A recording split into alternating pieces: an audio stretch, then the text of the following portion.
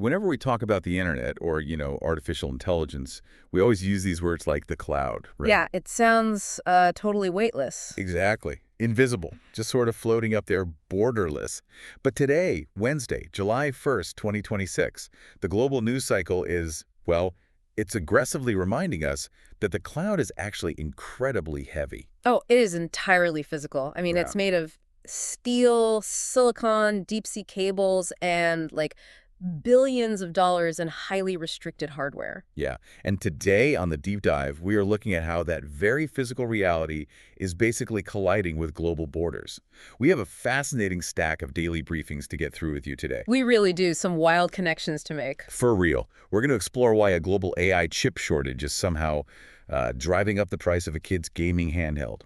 Plus, how cities are fundamentally divided on putting AI into local school classrooms. And we've got a record-breaking sea turtle. Yes. A sea turtle.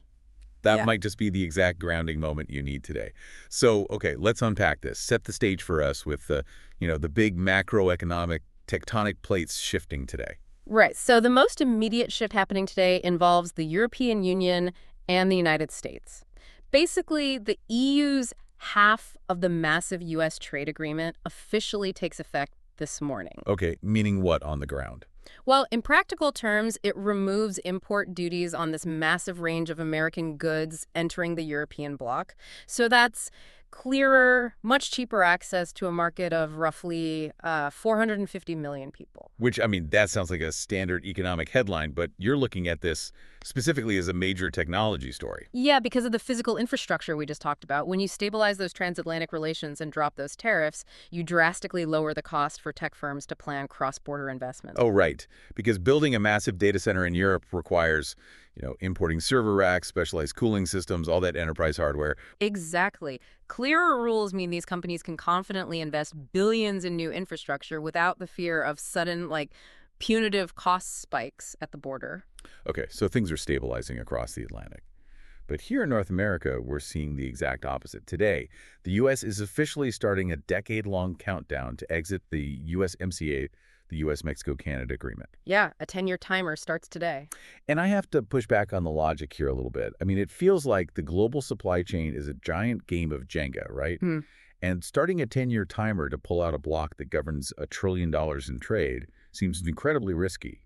Is this just a panic button, or is there a long-term strategy? Well, if we connect this to the bigger picture, it looks like procrastination, but it's actually about strategic relocation.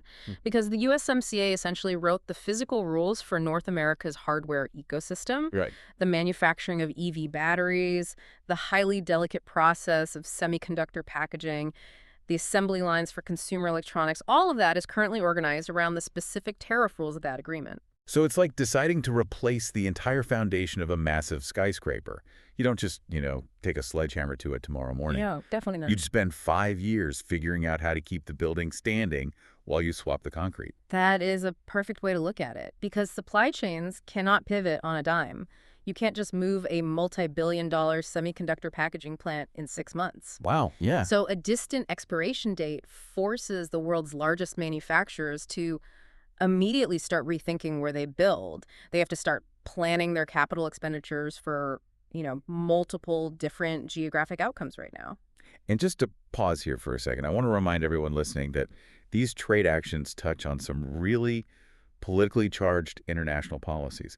And as always, we are not taking a side on the U.S. or EU administration's decisions. Right, absolutely. We're purely looking at the briefings to report on how these frameworks are going to alter the global tech landscape. Exactly. And this massive reshuffling of hardware manufacturing leads us directly to the most critical, highly contested piece of hardware on the planet right now, which is AI chips. Oh, absolutely. The geopolitics of compute. Mhm.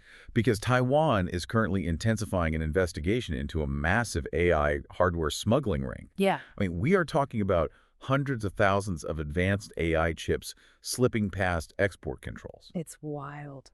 But wait, I need to stop you there. I thought the whole point of modern tech was that it could be, distributed anywhere. Why are people physically smuggling computer chips like it's contraband in a spy movie? Because you cannot download compute power. I mean, software can cross a border with a click, sure, But training the most advanced AI models requires physical silicon. Right. The actual metal. Yeah, and these specific chips are the ultimate bottleneck. They're relatively small, they are incredibly valuable, and their distribution is heavily, heavily restricted by governments. So when something is that vital and that constrained, it becomes prone to the exact same smuggling tactics as any other high-value physical commodity. Exactly. You see shell companies, false manifests, the whole nine yards. Which just shows how desperate the demand is. And while some nations are trying to prevent their hardware from leaving, others are, well, they're trying to build a walled garden at home. Because the UK government just announced this new strategy to buy AI hardware directly from British tech firms. Yeah, this is a major push for sovereign computing. The UK basically wants to use its public purchasing power to anchor talent domestically. So proving smaller players can still compete. Exactly. By guaranteeing domestic contracts, they're trying to prevent their homegrown firms from relocating abroad. It's a strategic move to reduce dependence on overseas suppliers. But then you have the United States taking what looks like the completely opposite approach. The U.S. just reversed export restrictions on Anthropic's most capable models, Fable 5 and Mythos 5. Yeah, that just dropped. So here's where it gets really interesting. Washington is suddenly letting these frontier tools back onto the global market. Are governments deciding that spreading American AI dominance is currently a better defense than, locking the technology in a vault? I think so, yeah. It's the ultimate tightrope walk between national security and global competitiveness. If you lock your most advanced tech in a vault, you keep it safe, sure. But no one uses it. Right. You guarantee that it will never become the global standard. By lifting those controls, government policy, just as much as engineering, dictates who gets what capabilities. They are making American platforms the default currency of global business. It is fascinating. Chips and models are the new geopolitical currency.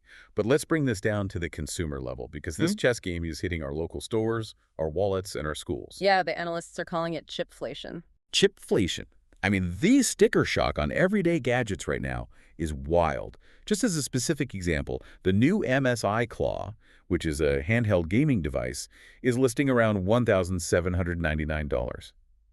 Rivals are pushing $2,000, and PC makers like Lenovo are raising laptop prices across the board. It's all connected. But how? I need to understand the mechanism here. How does a massive tech corporation buying hardware for an AI data center cause the price of a consumer laptop to spike? Well, it comes down to manufacturing capacity. Think of a silicon wafer fabrication facility, a fab, as a factory with a strictly fixed amount of floor space. Okay. To run these massive AI systems, data centers need an enormous amount of a specific type of memory called DRAM. Dynamic random access memory. You got it. And the insatiable demand for AI data centers means that memory manufacturers are dedicating huge, huge portions of their factory lines to producing a high bandwidth memory for those specific AI servers. Ah, I see. So if they're dedicating, say, 80% of their factory to making memory for AI, they only have 20% left for everything else. And the everything else includes the memory chips that go into your laptop, your smartphone, your kid's gaming handheld. so the supply for consumer gadgets drops, but consumer demand stays the same. Exactly. The result is a massive price spike. Which might just be annoying for someone trying to buy a gaming console, but it's creating a very real crisis for public institutions. School districts generally make their major device purchases right now during the summer. Yeah, for their one-to-one device programs. Right, where every student gets a Chromebook or a tablet. Yes. And schools are suddenly finding that their fixed budgets are buying far fewer units, just as summer purchasing peaks. They're being forced to stretch their dollars at the exact moment the technology is becoming more expensive. And it isn't just the hardware budgets feeling the strain either. It's the actual curriculum. We're seeing cities take starkly different approaches to AI in the classroom. Night and day differences. Yeah. The Cleveland Metropolitan School District just met a July 1 deadline to adopt a formal AI literacy policy. So they're explicitly teaching thoughtful use rather than banning it. They're viewing it as an unavoidable professional reality. But in stark contrast, over in New York City, 29 council members have signed a formal letter demanding a 2-year pause on all AI tools in city schools. Their argument is grounded in data privacy and algorithmic bias concerns. Right. They're pointing out the risks of putting student data into a black box before the safeguards are fully baked. And again, to be perfectly impartial here, we're looking at these opposing viewpoints, the push for rapid integration versus the demand for stringent safeguards, without endorsing either political camp's approach to the classroom. Absolutely. We're just looking at how the policy divide is playing out. And what's fascinating here is how the students themselves are responding. Oh, yeah, the fellowships. Yeah. There is a massive boom in K-12 career and technical education, and we're actually seeing students joining national fellowships to help write these ethical AI rules for their own districts. I love that. It's like we're finally realizing you can't teach someone to navigate a bustling city by, like, locking them in a room with a map. Right. They need to be out on the streets helping draft the traffic laws. And students learning these skills is vital because AI is already reshaping the professional world they're about to enter, for better and for worse. Definitely. Which brings us to the labor market, and we're seeing some sobering numbers.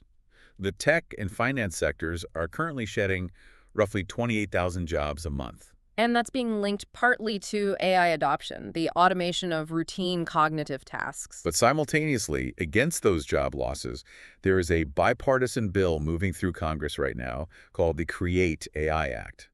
And that aims to expand shared national AI research resources impartially. Which is crucial, because you look at the scientific breakthroughs happening right now. I mean, Anthropic just launched Claude Science. Oh, wow, what is that? It's an AI workbench designed to unify disparate scientific databases.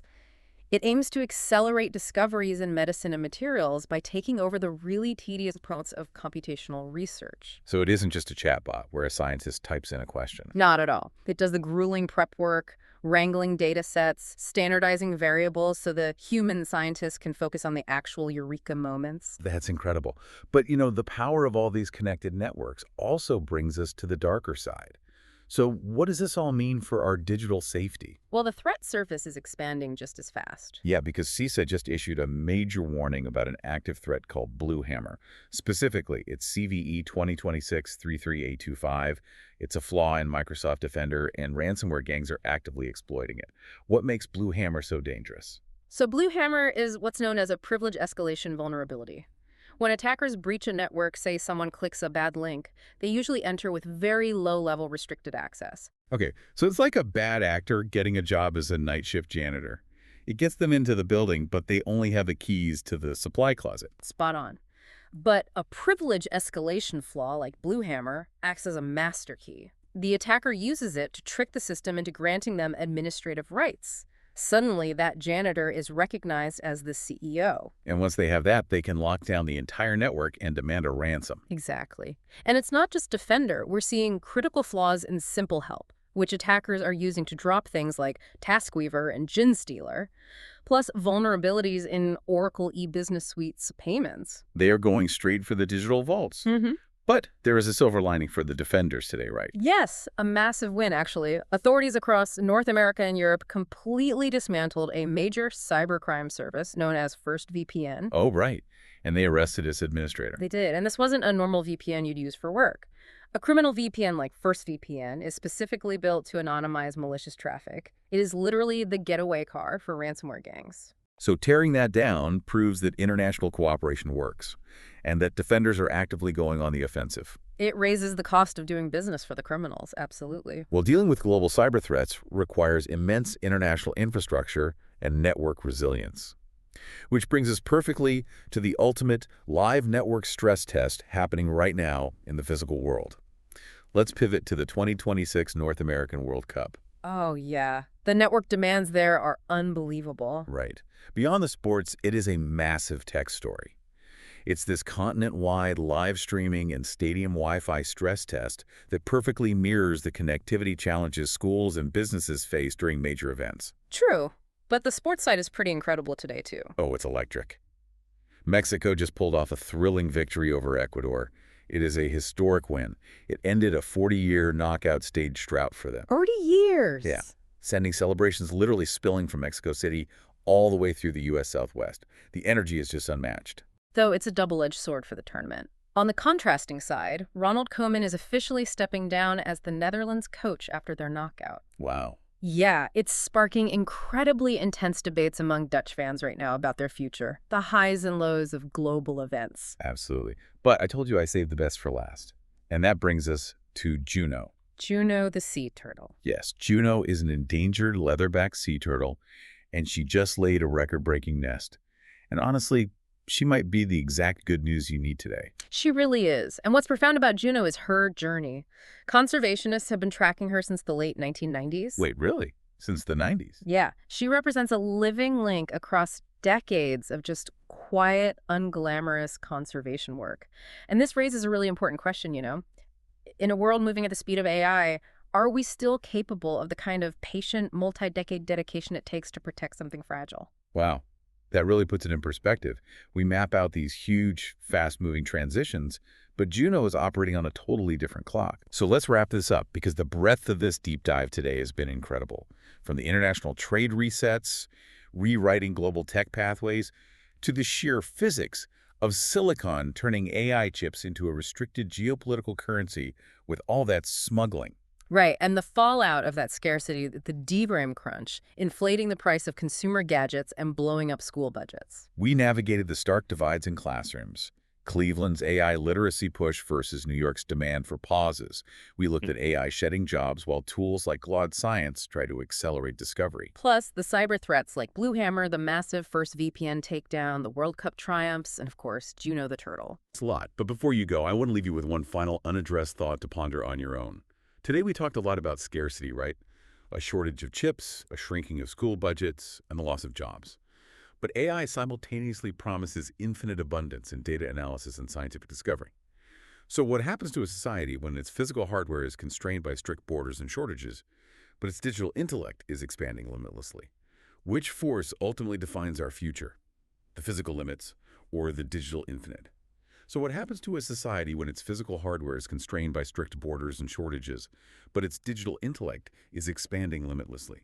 Which force ultimately defines our future? Something to chew on. Thank you so much for joining us on this deep dive. Stay curious, keep pulling on those threads, and remember, just like Juno returning to the shore after decades, there is always something worth smiling about.